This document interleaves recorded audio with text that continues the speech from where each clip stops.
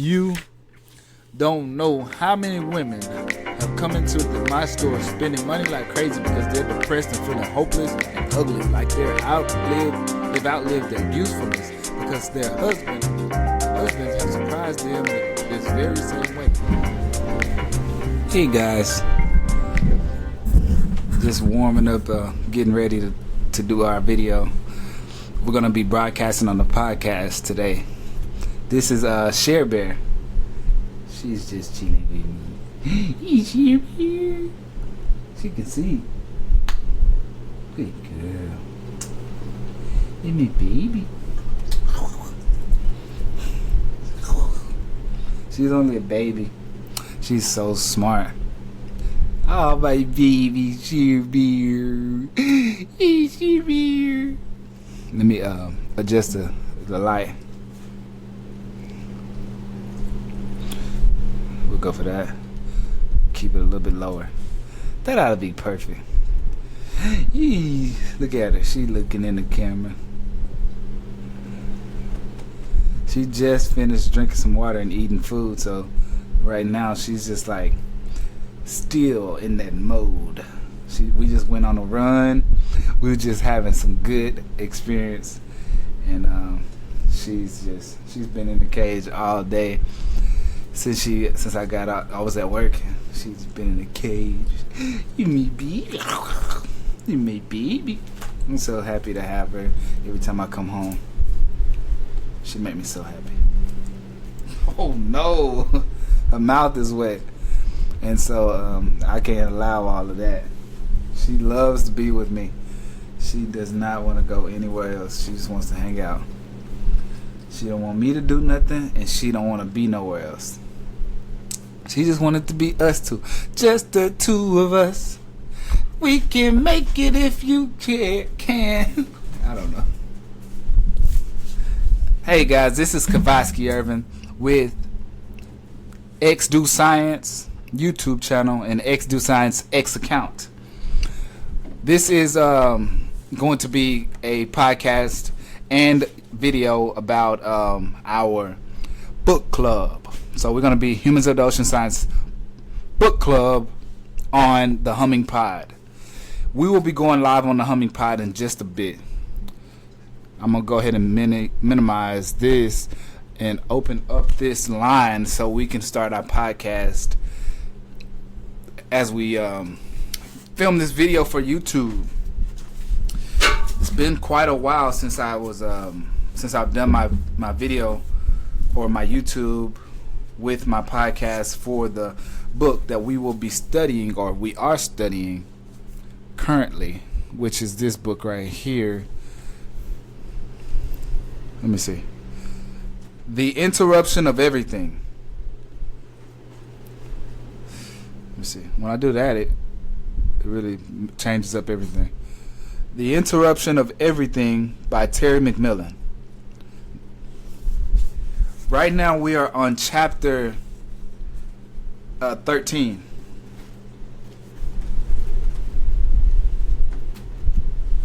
Let me go ahead and I hope y'all are having a good night, a good day. I've had a beautiful night and day working. I slept well and then I worked well, so I'm happy about that. Chapter 14. Hold up, I took notes on 14. Let me see. Page 178. Let me see what that is. That's all the way up to chapter 15. We are far behind on the book club. I plan on being finished with this book close to the next 2 weeks, but I think it'll go about 3 to 4. Hey, I think it'll go about 3 or 4 weeks. Get back. She need to back up. See, she all in my space. Won't let me breathe. I need to breathe so I can record this thing. I need to breathe, baby. Let me see. All right. What we got? Chapter or page 134 was I haven't been in the book as much as I was in the beginning, because I've opened up a couple more books so that we can get the book club a little more open. I don't want to just focus on this one book for the next 3 weeks. I want to start to open up more books as well. So I've been looking at other books at the same time. And here on page 34, this is where, or 32 is where we were, and then 34 is what I have to look at. So give me 1 second. It says, "Oh, stop it, Marilyn. You and Leon could have this whole house to yourselves."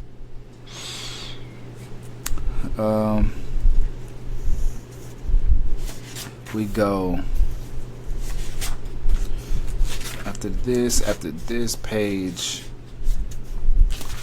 Let me see. I'm looking for one specific thing.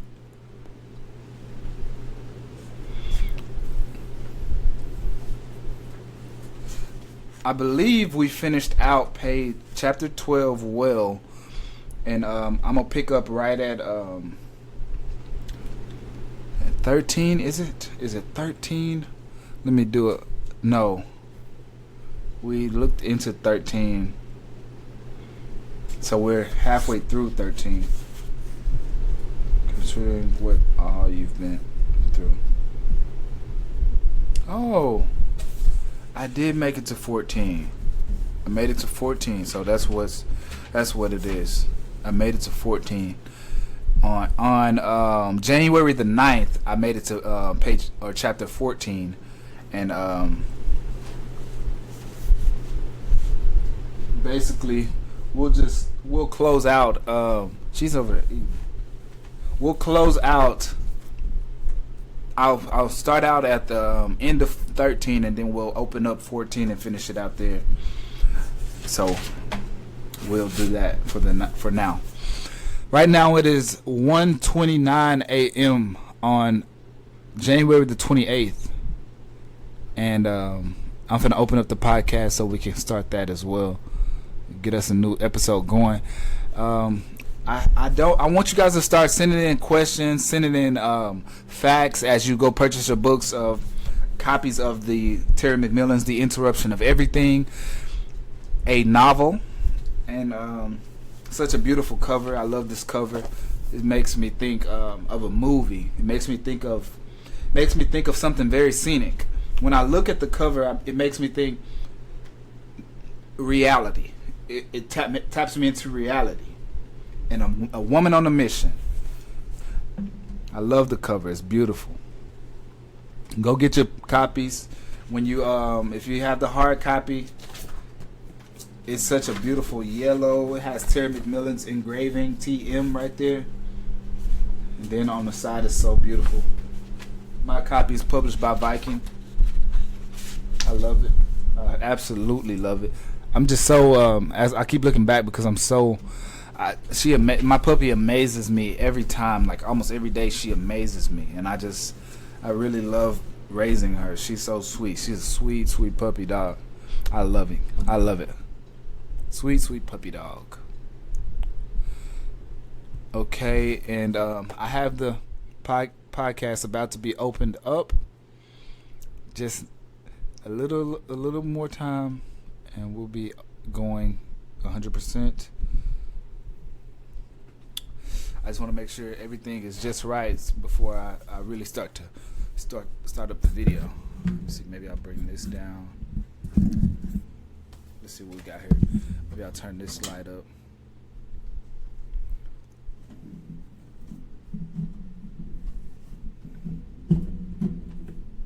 Okay, we'll keep this one. Hey guys, that's it. Let's go. I think that's a good gradient for the podcast, so we'll straighten up right there. I don't know what she just threw. She just threw this little ball at me. She's crazy, dude. Like I don't even know how she threw that thing over here. She is wild. I don't know what she's doing. She shouldn't be able to throw stuff like that. She need to sit down and just eat her stuff. Hey guys, this is Kavosky Irvin with the Humming Pod. We are tapping back into our Humans of the Ocean Science Book Club. We are on chapter 14, but what we're going to do is we're going to zoom out of 13 and into 14 so we can see the build up or the closeout and intro of the last and new chapters. So I hope you guys had a great day. We've been doing so much. We've been having so much fun. All these new things are occurring. And as you know, I've started up the YouTube channel, XDOSCIENCE.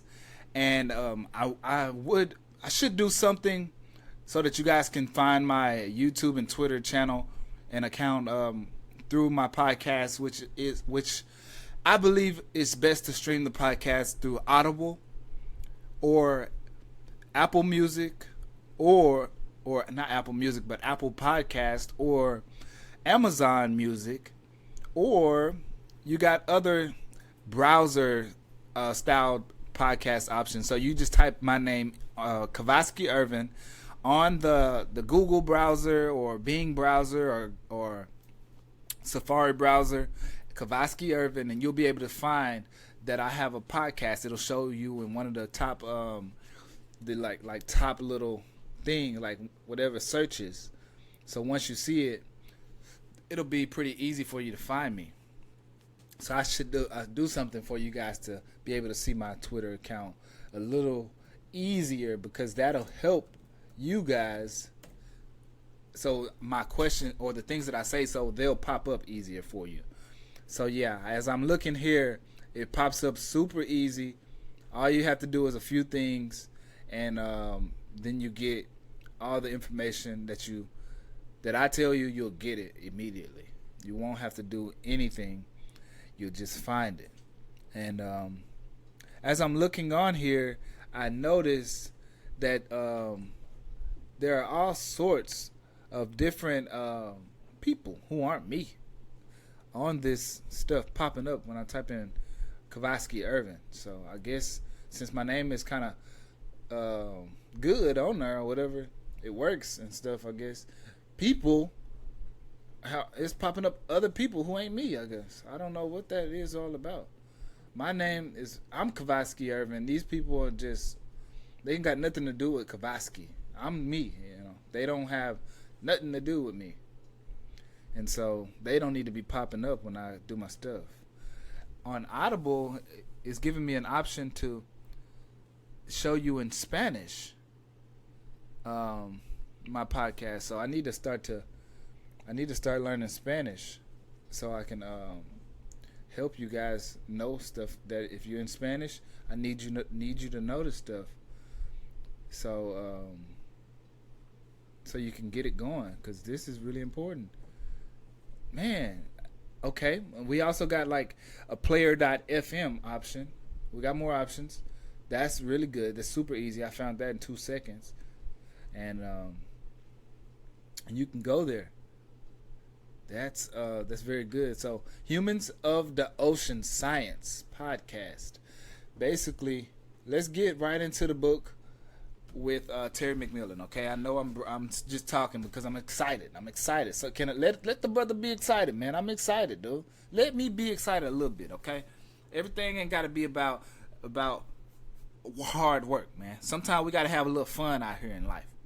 I'm finna go ahead and close out this last chapter with where it says, Spencer, please put Brianna back on the phone. Apparently he heard me and understood.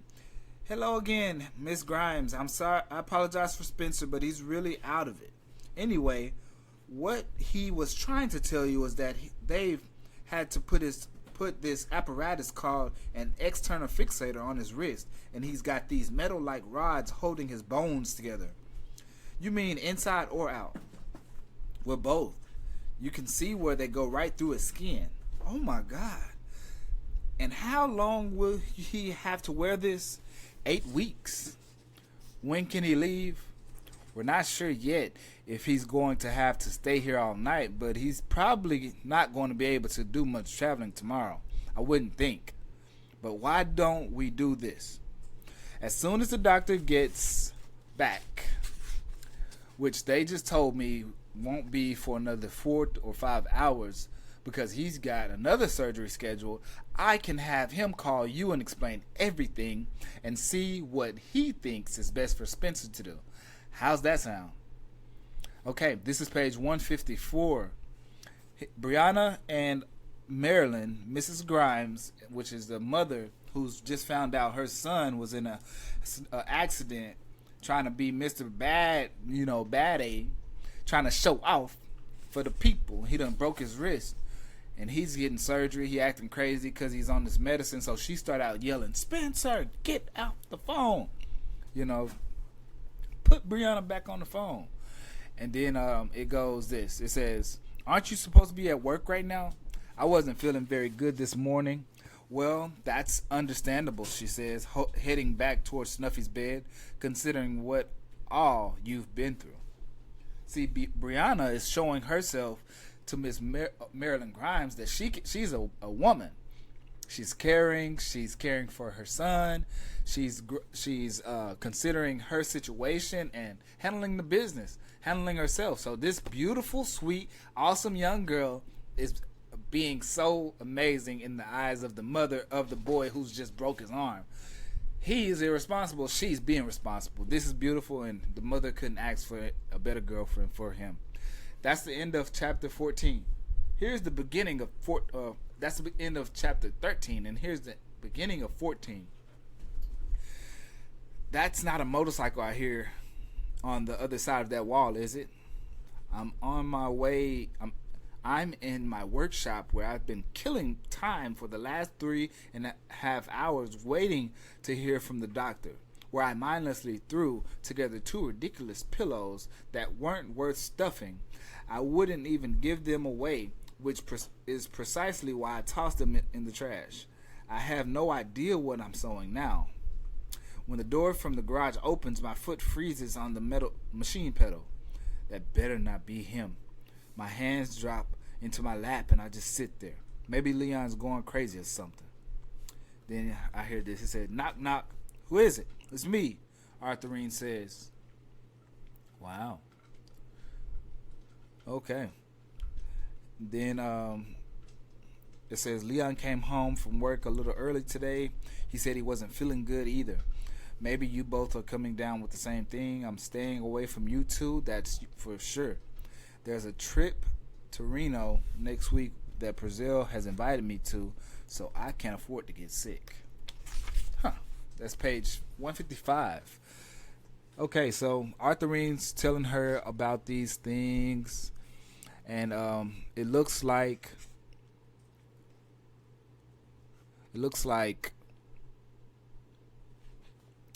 at the bottom of page 156 is where Arthurine and Marilyn end their dialogue and their conversation. And then it says, I'll pick in right there where it says that. It says, "Go ask your loving, caring, thoughtful Mac Daddy son." That's where she tells that to Arthurine. She looks terribly confused, and I didn't mean to do or say anything to her about any of this before Leon did, or at least until the air cleared and I got my bearings. But she cusses. Things happen. She turns and walks away. I call Paulette on the boys' line. "How you doing?" I asked. "Marilyn?" "Yeah, it's me." And then Marilyn calls up Paulette.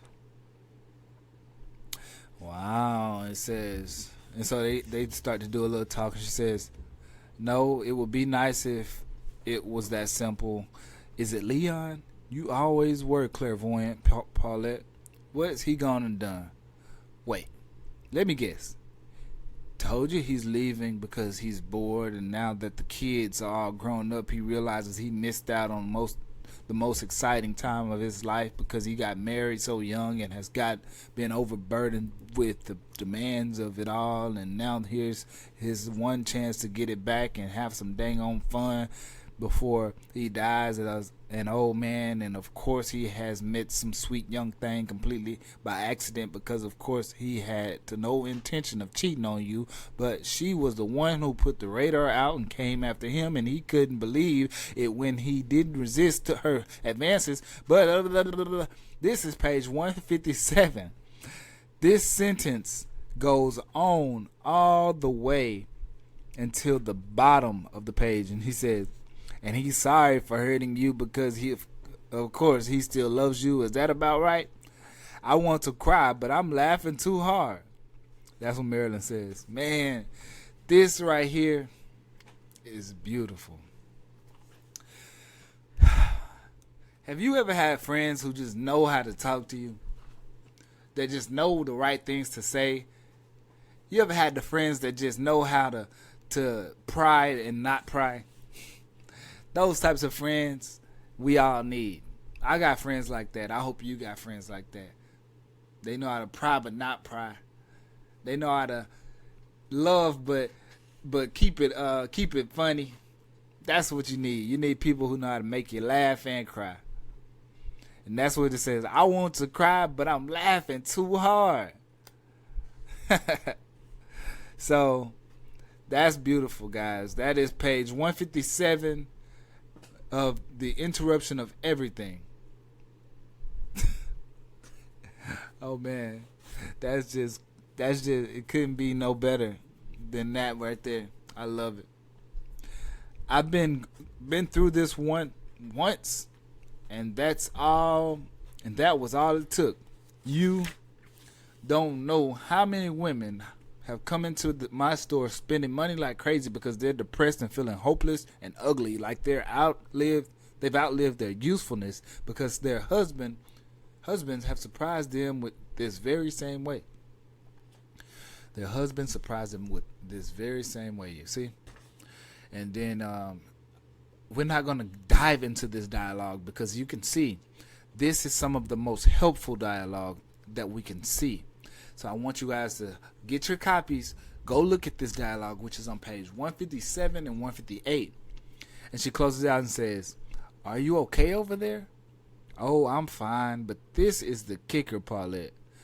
At first, I get in my car and leave, and then I turn that sucker around and drive back up that hill and march in there and tell him, since he's the one who wants to leave, then he's the one who should go. So he does. This is after I threatened him, of course. But guess what? What, girl? The MF came back. Home. Home? Yes. He's upstairs right now. Doing what? I don't know." And then she started talking about Arthurine a little bit.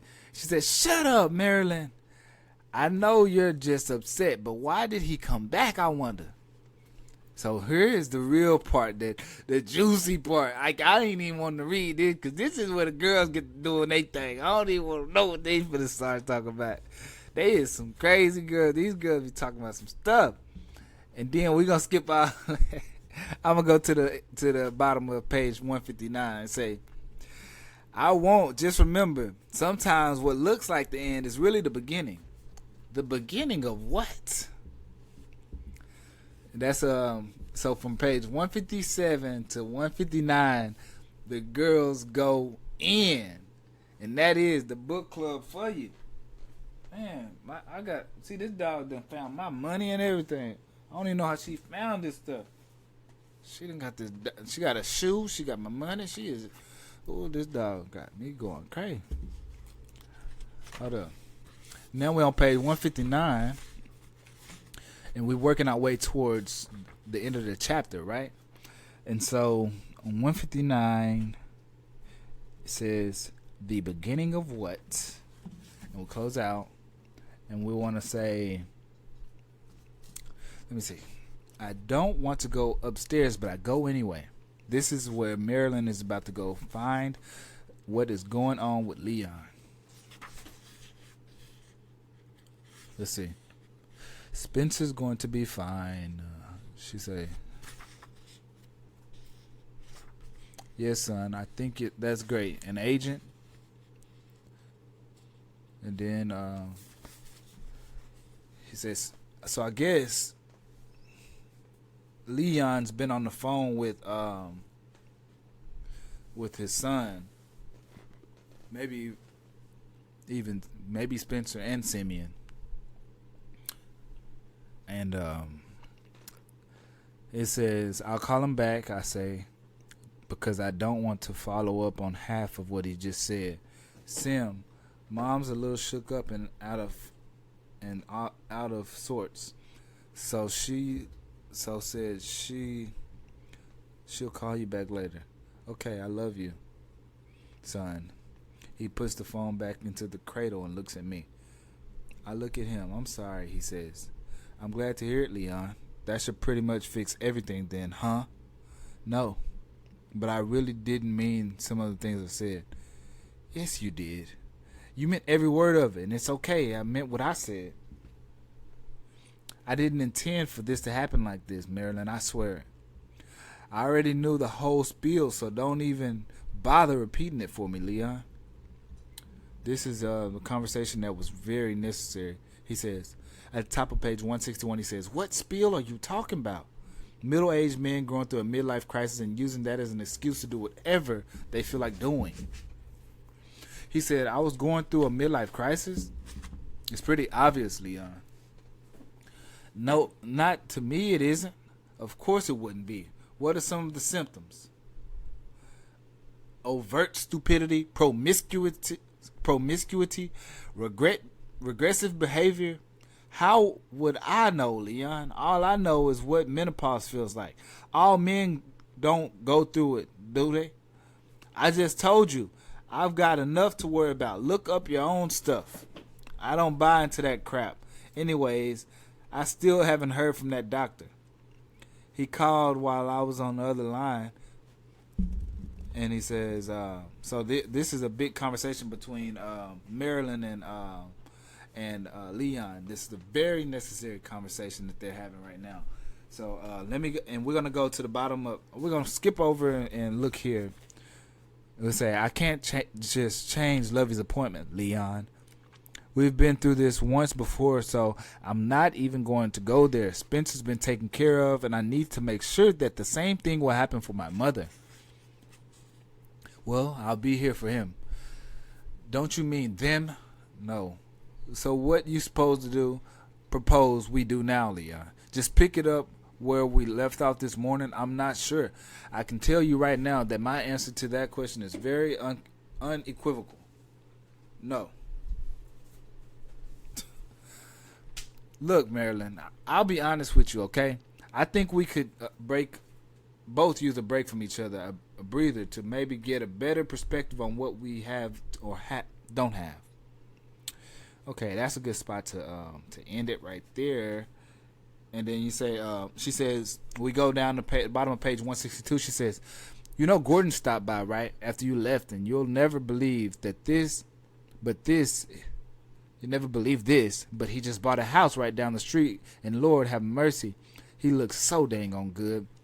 I wanted to lick him. And then she said he was good, you know. In fact, maybe I'll videotape it so you can see how it's supposed to be done. We know what's being talked about here. I'm not even going to. I skipped a lot in that paragraph, but you know what she's talking about. She is a mess. Marilyn is trying to get up under that boy's skin, dude. She's trying to get all the way in there. That boy, and she doing a good job.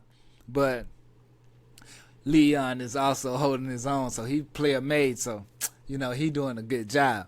And then he says, don't do this, Marilyn. Why not? You did it.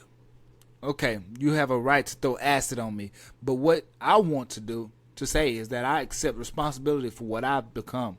A boring, middle-aged man who forgot how to live. I could use some lessons on how to reconstruct myself into being the man you married, the man I know I am. And just how do you propose to do that? I'm going away. Really? On Monday. Frank and I are going to Costa Rica for 4 weeks. Costa Rica for 4 weeks? That's a whole month. Is this some kind of conspiracy? Not at all. Well, it's been carefully planned. That much is obvious. No worries. Go away. Anywhere you want to. Just think. A whole month to spend with your cheating but almost divorced homeboy. Actually, he's back at home. You mean to tell me Joyce took his sorry behind back? They do love each other, Marilyn. They've been even They've even started to going to counseling. In fact, I forgot to tell you that that Saturday is Frank's birthday and Sunday is their 25th anniversary. So they're having a big party. We have to go. No, we don't. Okay. Here it says, well, anyway, last year Frank's brother Abe and a group of his buddies, all went down there for a whole month. To do what? Find themselves. Don't you mean lose themselves? That's page 163. This is page 164, where we're talking about these things between Leon and Marilyn. And let's see. So she wants to move. So she wants to move over there where her boyfriend lives. And they're talking about Arthurine there. He's not her boyfriend. He's her boyfriend. Isn't that place more like a nursing home for people who have medical problems? No, it is not. It's an apartment complex for seniors. And according to Arthurine, Prezell is not handicapped in any sense of the word. Okay. Let's see. That is not what you said, Leon. But it's okay. I'm not just talking about going back to school. Anyway, I'm exhausted. I'm tired of talking, and please don't even think about sleeping in this bed tonight or any of the remaining nights before you leave. I won't touch you, Marilyn. You know that. I know that. Why start now? But do this, Leon. Show your mother some respect and try not to make her feel guilty because she's still got feelings. Prezell is a nice man, and she would be much happier over there. How soon does she want to go? The waiting list is long, so it could be months, but don't let this news stop you from leaving. If I have to, I can deal with Arthurine, or better yet, maybe I could leave and you two could stay here, and then you could bring your girlfriend. How's that sound? I told you she's not my girlfriend. Then what is she? A good friend. This is page 166. She ain't my girlfriend. What is she? A good friend. She's my good friend. That boy is crazy. Terry McMillan, you are something else. I love this book so much. She's not my girlfriend. What is she? A good friend. A good friend. Do you sleep with your friends? No, not usually. I would love to sucker punch him if I could do it hard enough to hurt. Whatever. This is funny, dude. So you don't have to worry about cooking. Excuse me? You can even choose the restaurant. Huh.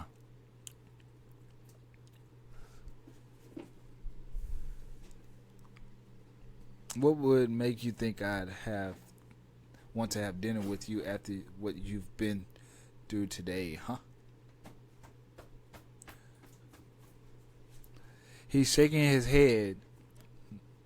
No, like a little kid. Huh.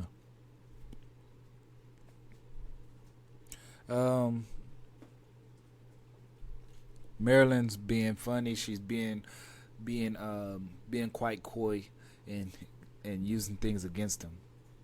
Huh. They're talking about ordering Chinese food and this and that and the third. And it says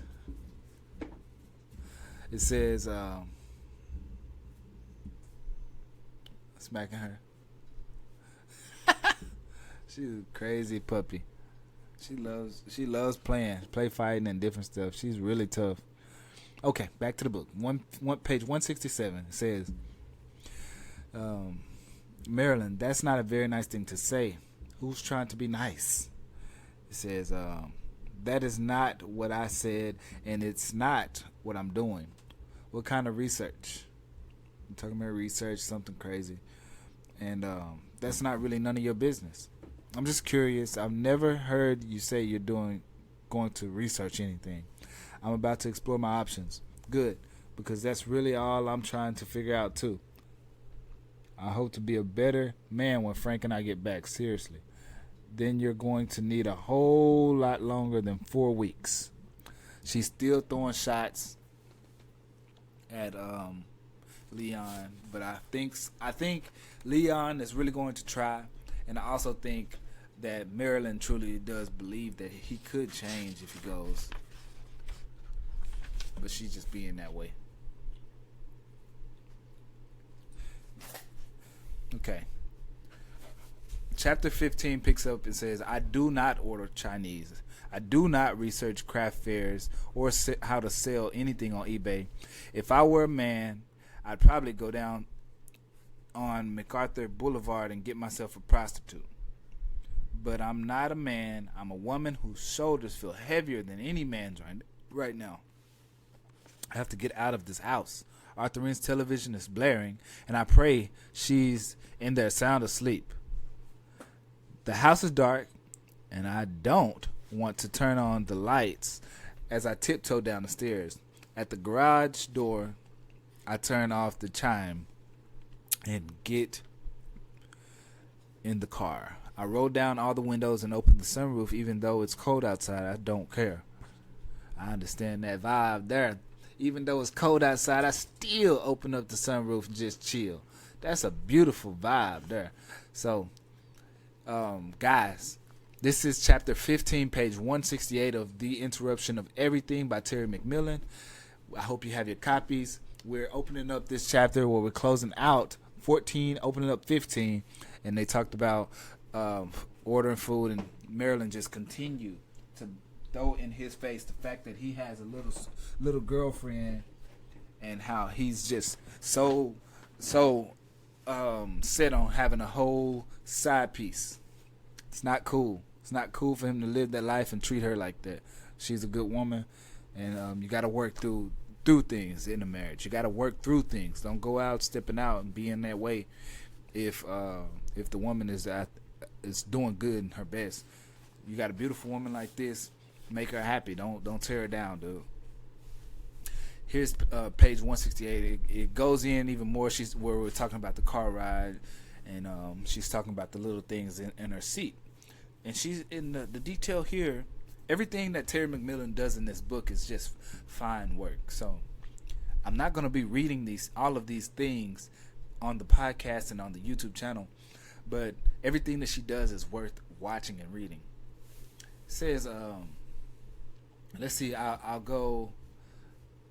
We're talking about. I'll tell you what we're talking about. She says she plays a CD, played the only CD in here. Okay, she's and sing along with Jill, Alicia Keys, and Etta James, Santana, Moby, and Ben Harper. In the Caldecott Tunnel, everything sounds louder, and I scream at the top of my lungs because I remember reading a long time ago that this could do wonders in reducing stress and anger. When Sarah McLachlan